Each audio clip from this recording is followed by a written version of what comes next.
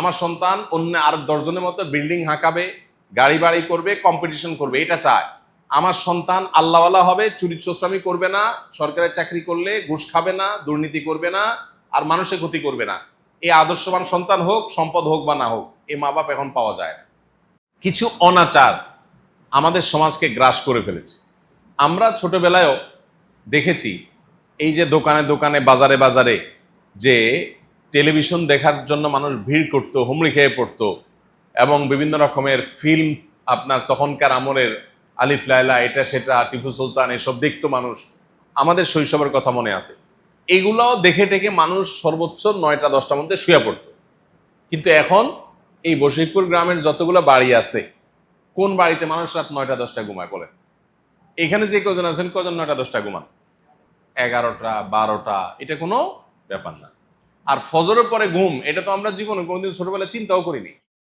মা চাচিরা ফজরের পরে ঘর দুয়ার ঝাড়ু দেওয়া শুরু হয়ে গেছে, উঠান ঝাড়ু দেওয়া শুরু হয়ে গেছে, আর পুরুষরা কাজে কামে চলে গেছে, পোলাপান পড়ালেখা চলে গেছে, মক্তবে মাদ্রাসা স্কুলে চলে গেছে। আমরা এখানে ওলামা ইকরাম আছি, আমরা নিজেরা কতটা আমল করি আমি জানি না। আমি দীর্ঘদিন থেকে একটা প্র্যাকটিস করতেছি আমার বাসায়, দীর্ঘদিন থেকে। সেটা হলো মাগরিবের পরে রাতের খাবার শেষ, এশার সময় আমার বাচ্চারা বাসায় অলমোস্ট মশারি সেট আপ করা শেষ, এশার পরে সবাই যার যার জায়গা বিছানায় চলে যায়।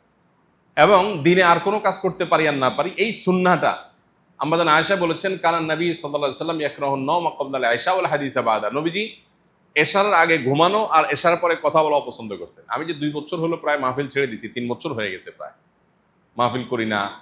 যত ভিভিআইপি আবদার আসুক, পারতপক্ষে করি না। এর অনেক কারণের ভিতরে একটা কারণ এটাও, আমাদের কাছে পোশাকি মুসলমান হওয়ার গুরুত্ব যত বেশি, আচরণগত মুসলমান হওয়ার গুরুত্ব ততটা নাই। অথচ ইসলামে পোশাক আশাকে ইসলাম ধারণ করার গুরুত্ব যতখানি, আমাদের ভেতর থেকে ইসলাম ধারণ করার গুরুত্ব তার চাইতে অনেক বেশি। এই জন্য আপনাদের প্রতি উদাত্ত আহ্বান যে আপনাদেরকে আল্লাহ তাআলা যে সুযোগ দিয়েছেন, এখানে বিশেষ করে মাদ্রাসার শিক্ষকবৃন্দ যারা আছেন, আপনারা আমার ওস্তাদতুল্য অনেকেই আছেন, বিনয়ের সাথে বলতে চাই, সন্তানদের মধ্যে সেই দরদটা ঢুকিয়ে দেন, যে দরদ তাকে উম্মার জন্য, সংস্কারমূলক কাজের জন্য তাকে উজ্জীবিত করবে, অনুপ্রাণিত করবে, তাকে স্বপ্ন দেখাবে। সে আপনার কাছ থেকে শুধুমাত্র গতানুগতিক কিছু শিক্ষা পেয়ে চলে গেল, এটা কোনো আদর্শ শিক্ষা ব্যবস্থা বা শিক্ষকের কোনো ভূমিকা হতে পারে না। এই জন্য তাদের মধ্যে আল্লাহ ভীরুতা এটা ঢুকাতে হবে, আর ঢুকানোর জন্য নিজেরা তার মডেল হতে হবে। মানুষ কিন্তু শুনে যতটা শিখে তার চাইতে বেশি শিখে দেখে। আমি যদি আমার শিক্ষার্থীদের কাছে, ছাত্রদের কাছে মডেল হতে না পারি, আমার লম্বা লম্বা ওয়াজ, অনেক মায়ের পেছের কথা, অনেক একেবারে আপনার ইন্টেলেকচুয়াল আলাপ, এর কোনোটার কোনো ফায়দা হবে না। কারণ বাচ্চারা বিশেষ করে, অন্তত আপনি মাদ্রাসা হোক, স্কুল হোক, তারা অন্তত দেখে তার টিচার কি করে। টিচার যদি আল্লাহ ভীরু হন, আল্লাহর সাথে তার সম্পর্ক গভীর হয়, তিনি যদি তাহাজ্জুদ গুজার হন, রোনাজারিওয়ালা হন, তাহলে তার দ্বারা মানুষ অনেক বেশি ফায়দা হয়।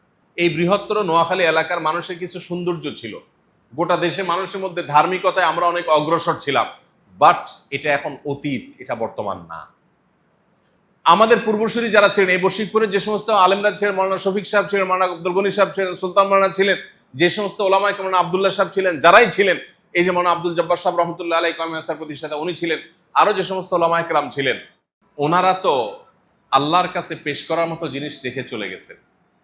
ওনারা এমন গ্রাম উপহার দিয়ে গেছেন, যে গ্রামে আমার আব্বাজান রহমতুল্লাহ আলাইহির কাছে শুনেছি যে শফিক মালান সাহেব যখন রাস্তা দিয়ে হাঁটতেন, তো ওনাকে কেউ তো সালাম দিতে পারতো না। আব্বা বলছেন যে আমরা জঙ্গল ঝোপের মধ্যে, গাছের মধ্যে লুকায় থাকতাম ওনাকে আগে সালাম দেওয়ার জন্য, লাভ দিয়ে সামনে যা সালাম দেওয়ার চেষ্টা করতাম, কিন্তু তারপরও পারতাম না ওনার সাথে। আপনারা অনেকে আমার চেয়ে তারা ভালো জানেন। তো সেই এলাকাতে এখন আমাদের বাচ্চা কাচ্চার অবস্থা কি? মোবাইল ফোন আমাদেরকে ধ্বংস করে ফেলছে, টেলিভিশন আমাদেরকে শেষ করে ফেলছে, আমাদের টাকা পয়সা এখন অনেক বেশি হয়েছে, আগে তো টাকা পয়সা ছিল না, প্রত্যেক ঘরে ঘরে প্রবাসী, টাকার অভাব নেই মানুষের। এখন আমাদের দিন ধ্বংস হয়ে গেছে, আমাদের ভেতর শেষ হয়ে গেছে। ওই যে কয়দিন আগে যে ভদ্র মহিলা, যে বৃদ্ধা মা, তিনি বাসায় ঢাকা শহরে ফ্ল্যাট বাড়িতে মরে পচে গলেছিলেন, সন্তানরা সব প্রতিষ্ঠিত সরকারি অফিসার এবং বিভিন্ন পর্যায়ে উপরস্থ কর্মকর্তা। এই অবস্থায় এই ভদ্র মহিলার যে করুণ পরিণতি, এটা সুস্পষ্টভাবে চোখে আঙ্গুল দিয়ে আমাদেরকে দেখিয়ে দিয়েছে যে সমাজে কোথায় পচনটা ধরেছে। আমরা ক্যারিয়ারিস্টিক হয়ে গেছি, আমরা জাগতিক উন্নতির জন্য পাগল পড়া হয়ে গেছে, আমাদের আদর্শ শেষ হয়ে গেছে। এই জন্য ইমামদের ভূমিকা হবে গুরুত্বপূর্ণ। তারা মানুষকে নীতি নৈতিকতার সবক দিবে, গাইড করবে, কিন্তু তার আগে নিজেদের মধ্যে সেটা থাকতে হবে। আদর্শ নিজের মধ্যে থাকতে হবে, আল্লাহ বিরুদ্ধে নিজের মধ্যে থাকতে হবে। বিশেষ করে যারা টিচার আছেন, ছাত্রদের মধ্যে সেই জিনিসটা আপনারা বিভিন্নভাবে প্রচার করতে পারেন, প্রতিষ্ঠা করতে পারেন। অনেক মাদ্রাসার ছাত্র আছে, তাদেরকে দেখলে বোঝা যায় না যে তারা কোনো দাওয়ার মেজাজ, দাওয়ার মানসিকতা নিয়ে আসছে। মনে হয় অন্য 10টা জেনারেল ব্যাকগ্রাউন্ডের ছেলে মেয়ের মতোই তারা। এটা দুর্ভাগ্যজনক বাস্তবতা। সন্তানদের মধ্যে, শিক্ষার্থীদের মধ্যে এই জিনিসটা যদি না দেয়, তাহলে এই মাদ্রাসা না, এটা নামকে আসতে মাদ্রাসা, এটা বাস্তব অর্থে মাদ্রাসা না। এখন আমাদের বাচ্চাদেরকে আমরা মোবাইল থেকে সরাইতে পারি না কেন? কারণ আপনি নিজে সারাদিন ভূতের মতো মোবাইল টিপেন, আপনি বাচ্চারা কোন মুখে বলবেন? বাচ্চারা বলার সময় বলেন কি, এই বাবা মোবাইল ধরে না, বই ধরো, কিন্তু আপনি নিজে মোবাইল টিপতেছেন। তখন বাচ্চা চিন্তা করে কত বড় ষড়যন্ত্রকারী আমার বাপ, নিজে সিধি ঠিকই টিপে। মানে এটা যদি অনেক বেশি ভালো জিনিস না হইতো, উনি টিপতো, অনেক মজা পায় দেখে তো টিপে, অথচ সেই মজা থেকে সে আমাকে মাহরুম করতে চায়, বঞ্চিত করতে চায়। কত বড় ষড়যন্ত্র! বাচ্চা কি দুঃখে শিখবে? আপনাকে তো মডেল হতে হবে। আপনি নিজে সারাক্ষণ ভূতের মতো টিপেন, আপনার বউ সারাদিন টিপে, তো আপনার বাচ্চা কোত্থেকে ছাড়বে? 1 নম্বর হলো নিজেরা কন্ট্রোল করতে হবে। আপনার ভাই মোবাইল কি ছাড়িয়ে দিতাম না, ছাড়িয়ে দিতে কই নেই, অহেতুক টিপাটি বন্ধ করেন। সারাদিনে আধা ঘন্টা আপনার মোবাইল টিপার দরকার নেই। নেসেসারি মোবাইল আধা ঘন্টা আপনার টিপার দরকার হয় না। আপনি ফেসবুক, ইউটিউবে যে পরিমাণ স্ক্রল করেন অহেতুক, সেটা সারা দিন শেষে দেখা যাবে কয়েক ঘন্টা অহেতুক। বাচ্চারা শেষ হয়ে যাচ্ছে, আমাদের রুহানিয়ত, স্পিরিচুয়ালিটি ধ্বংস হয়ে যাচ্ছে। আমরা দেখি এখন অস্ত্রের যুদ্ধের যুগ, অস্ত্রের যুদ্ধের যুগ না এখন ভাই, এখন হলো আধ্যাত্মিক যুদ্ধের যুগ, স্পিরিচুয়ালিটির যুগ। আমাদের স্পিরিচুয়ালিটি শেষ হয়ে গেছে এই সোশ্যাল মিডিয়ার কারণে, মোবাইলের কারণে। আপনি নিজে আগে কন্ট্রোল করতে হবে। দেখো বাবা, আমি দেখতাম না আগে কত টিপতাম, এখন দেখছো বাবা কমাই দিছি, বাটন ফোনে চলে আসছি, দরকার ছাড়া মোবাইল টিপি না। কেন টিপবে না তাকে বোঝাবেন, বাবা এটা চোখের ক্ষতি হয়, ব্রেনের ক্ষতি হয়, এই ডোপামিন গুলো আমাদের ফোকাস নষ্ট করে, মনোযোগ নষ্ট করে, আমাদের ইবাদতের মনোসংযোগকে ধ্বংস করে। তাকে আপনি কনভিন্স করবেন, এর ক্ষতিকর দিকগুলো বুঝাবেন। বলবে সবাই টিপে, বলে সবাই টিপে, কিন্তু এরা বেশিরভাগই না বুঝে টিপে বা তারা ধ্বংসের দিকে যাচ্ছে। সমাজে সুস্থ বুদ্ধিমান মানুষের সংখ্যা কম। আল্লাহ কোরআনে বারবার বলেছেন, আকসারহুম লা ইয়ালামুন, আকসারহুম লা ইয়াকিলুন। বেশিরভাগ মানুষকে দেখে চলো না, এরা বেশিরভাগ মানুষই ভুল এবং বুঝে না। অতএব সন্তানদেরকে বোঝাতে হবে, রাতে তাড়াতাড়ি শোয়ার অভ্যাস করা, সকালে না ঘুমানো, সন্তানদেরকে আদর্শবান মানুষ বানানো। আমার সন্তান সৎকার, নেককার হবে। সন্তানদেরকে সবাই চায় দুধে ভাতে থাকুক, সন্তান মানুষের মতো মানুষ হোক, এটা চায় না। আমার সন্তান অন্য আর 10 জনের মতো বিল্ডিং হাঁকাবে, গাড়ি বাড়ি করবে, কম্পিটিশন করবে, এটা চায়। আমার সন্তান আল্লাহওয়ালা হবে, চুরি চোরামি করবে না, সরকারের চাকরি করলে ঘুষ খাবে না, দুর্নীতি করবে না, আর মানুষের ক্ষতি করবে না। এই আদর্শবান সন্তান হোক, সম্পদ হোক বা না হোক, এই মা বাপ এখন পাওয়া যায় না। কুরফিদির সবাই বলে হ্যাঁ আমি জি হুজুর, কিন্তু আসলে দিন শেষে দরকার কি? টাকা। পোলারে আমরা বিদেশে গেলে প্রবাসীরা আমাদেরকে ধরে, আমাদেরকে ওয়াজ করে লাভ না হুজুর, আব্বা ঘরে ওয়াজ করেন গ্রামে যাই কেন? ব্যবসা ছাড়া তোর কারণে না, 2 নম্বরই কাম করা লাগে কেন? তোর লগে একসাথে বিদেশে আইছে, হেতে এতাকান বিল্ডিং করিয়া লাইছে, তুই কিচ্ছু।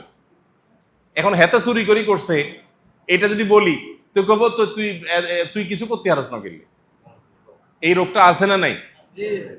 আর একটা বদ জিনিস হচ্ছে জমি জমা চাষ করা নাই। আমাদের এলাকাতে জমি জমার কোনো চাষ করতে আমি দেখি না। যদি কোনো কালে কোনো যুদ্ধ বাঁধে, যুদ্ধ বাঁধলে তো খানার অভাব হয়, দুর্ভিক্ষ হয়, এই এলাকার মানুষ না খায় সব সাফ হয়ে যাবে। কারণ তখন বস্তা ভরা টাকা থাকবে, কিন্তু খেতে ফসল থাকবে না। এখন পোলাফাইন বিদেশ কয় কি কয়, আব্বা কীর্তেন কাজ করবেন, আপনি বই থাকলে বালা না খারাপ? বসে থাকলে ধ্বংস হবে। সে কাজ করলে সে ভালো থাকবে, সুস্থ থাকবে। আমাদের ক্ষেতগুলো সব ধ্বংস করে ফেলছি আমরা, চাষ করে না, পড়ি থাকে। কারণ চাষ করলে মনে করি লস। আরে আমি মাটির সংস্রবে থাকলে আমার স্বাস্থ্যের জন্য তো ভালো। তো আমরা যদি এই সমস্ত টপিকগুলোতে মানুষকে সচেতন করি, চাষাবাদের ফজিলত নিয়ে আপনি একদিন জুমায় আলোচনা করেন, সুবহানাল্লাহ। ঢাকা একটা সেমিনারে, কৃষি বিষয়ে একটা সেমিনারে আমাদের এক ভাই একটা প্রবন্ধ উপস্থাপন করলেন, আমি নিজে অবাক হয়ে গেছি। কোরআন এবং হাদিস থেকে তিনি যে পরিমাণ আয়াত কোট করলেন, কয়েক ডজন আয়াত কোট করলেন, এত প্রাসঙ্গিক যে আমাদের আজকে পৃথিবীতে কারো কাছে যাওয়ার দরকার না, কোরআন হাদিস দেখলে যথেষ্ট। এই জন্য সমাজের মানুষের একদম প্রয়োজন অনুযায়ী আমাদেরকে দাওয়া দিতে হবে। আল্লাহ আমাদেরকে তৌফিক দান করুন। এবং ঐক্যবদ্ধ থাকতে হবে, মিলেমিশে থাকতে হবে, একটা মডেল এবং আদর্শ আমাদেরকে উপস্থাপন করতে হবে। রাজনৈতিক অস্থিরতা যতই হোক, দ্বীনি এবং ধর্মীয় জায়গায় আমাদের মধ্যে, আলেমদের মধ্যে ঐক্যের কোনো ফাটল যেন না হয়, এবং আমাদের নিজেদের চিন্তা অন্যের উপরে চাপাবো না, ভিন্ন মতের মানুষদেরকে আমরা শ্রদ্ধা করবো। আল্লাহ আমাদেরকে তৌফিক দান করুন। আসুন্নাহ ফাউন্ডেশন, উম্মার স্বার্থে সুন্নাহর সাথে।